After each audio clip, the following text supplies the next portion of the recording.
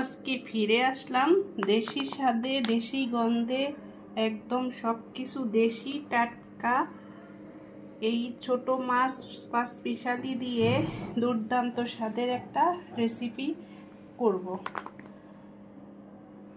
এখানে একটু লাউ শাকের অল্প একটু ডগা নিয়েছি, একদম আগাটা যে থাকে না, ডগা বলে অনেকে, আগা বলে, সেই ডগা আগাটা নিয়েছি। এখানে দেশীয় একটা টমেটো নিয়েছি, এখানে কয়েকটা পুঁটি মাছ, পাবদা মাছ, কই মাছ, চিংড়ি আছে সাথে একটা। এগুলা দিয়ে এই দুর্দান্ত স্বাদের এই রেসিপিটা হবে। হ্যালো এভরিওয়ান, আসসালামু আলাইকুম। তাহলে চলুন রেসিপিটা শুরু করা যাক। দুর্দান্ত স্বাদের এই পাঁচমিশালি দেশীয় মাছের স্বাদ খুঁজে নেই।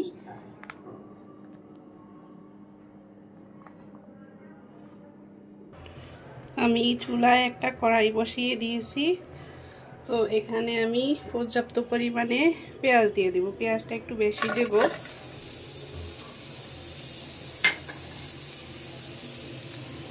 দিয়ে দিলাম পেঁয়াজ কুচি। পেঁয়াজটাকে মিহি করে কুচি করে নিতে হবে।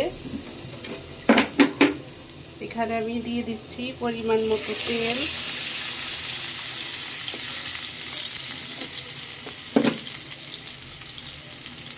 দিয়ে দিব স্বাদ মতো লবণ,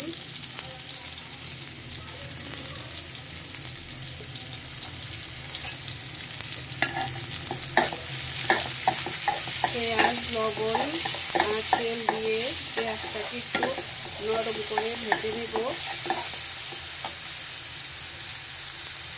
এখানে কিছু ফালি করা কাঁচামরিচ দিয়ে দিলাম।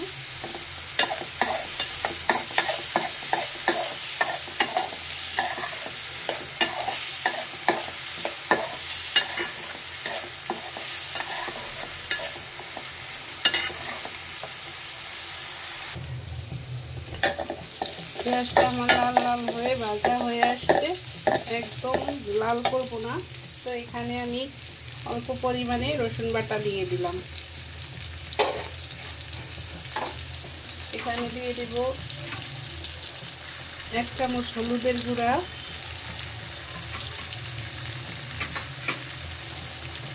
দিয়ে দিলাম 1 চামচ লাল মরিচের গুঁড়া, দিয়ে দিলাম 1 চামচ জিরা গুঁড়া। এগুলাকে দিয়ে এখন সুন্দর করে একটু নাড়াচাড়া করব।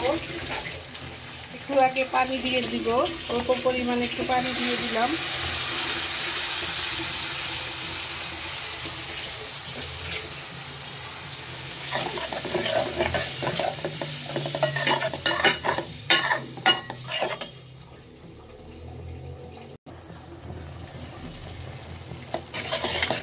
মশলাটাকে সুন্দর করে ভাজা ভাজা করে কষায় নিব।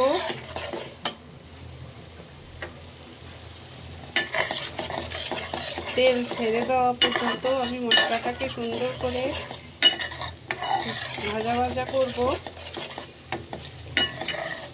দেখুন আমার মশলার রংটা এখন কত সুন্দর হয়েছে। এইভাবে করে অবশ্যই দেশীয় মাছ রান্না করলে অসাধারণ হয়। আমি কিন্তু ভিডিওটা একটু স্কিপ করিনি।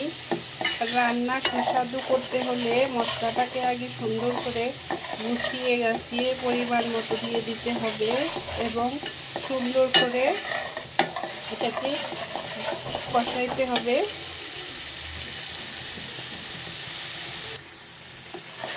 মশলা ভুনাটা আমার হয়ে গেছে। এখন আমি এখানে মাছগুলা দিয়ে দিব।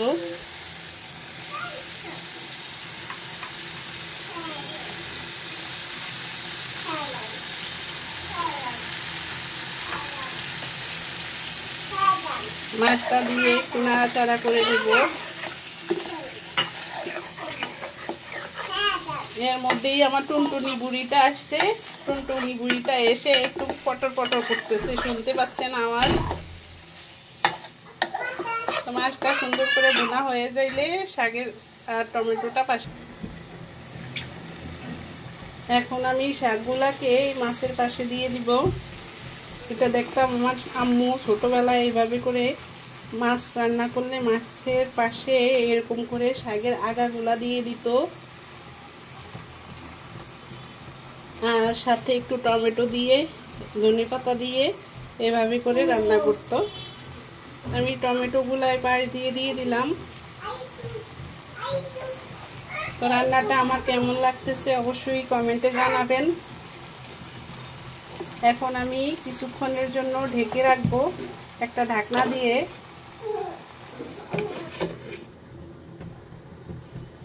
ঢাকনা দিয়ে 10 মিনিটের মতো ঢেকে রেখে তারপর একটু পানি দিয়ে দিব।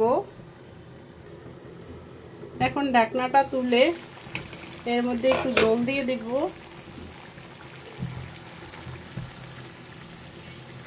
অল্প পরিমাণে জল দিয়ে একটু নাড়া দিয়ে দিব।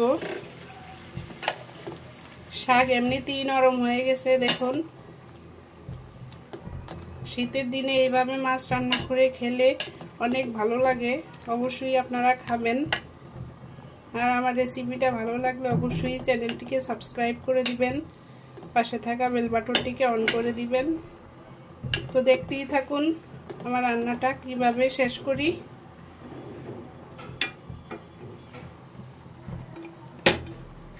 ঢাকনা দিয়ে দিলাম আবার।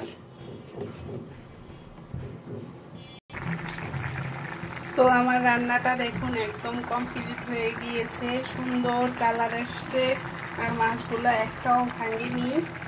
পাশে শাক আর টমেটো রেখে মাছগুলাকে সাথে দিয়ে কি সুন্দর করে নিলাম। এখন নামিয়ে ফেলবো। এই পর্যায়ে এসে আমি কিছু ধনেপাতা দিয়ে দিচ্ছি।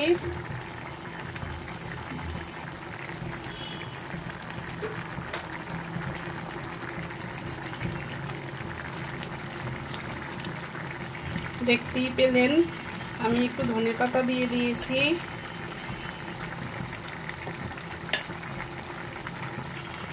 এভাবে এই মাছের তরকারি দিয়ে ভাত খাওয়া যাবে 2 প্লেট। যারা ভাত বেশি পছন্দ করেন তাদের জন্য তো কোনো কথাই নেই।